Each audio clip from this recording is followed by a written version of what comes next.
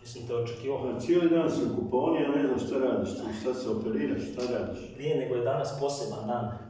Po čemu? Pa idem van. Šta ideš kosit travu? Ne, nego lagani koncert. Znači, ovo.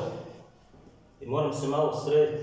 Koji koncert u Trnici? Šta, skidaš ga tribu s kamiona ili šta? Valjda ćeš se opremiti. Ne. Kravatica, odjeliška, bijela čehla. Ne, ima jedan keč u svemu tome.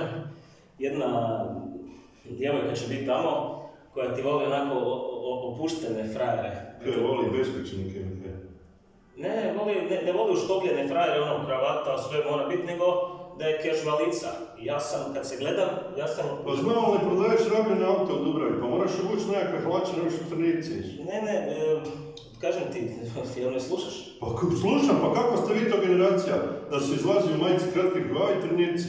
I daj to papirje makni ispod nosa, gledaš ko da si ugljen ja. Pa to je sve što imam. Pa dobro, baš zato makni tu sramotu, hoće ta frajere, a tu imaš papirje ko pilić. Ne, to je kao da se nisam brio drugi dan. A nisi se brio 25 dana i još niš nije izraslo. Ti ćeš osvojiti, Mount Everest. Tata, A? imaš za posuditi 50 kuna? Nemam.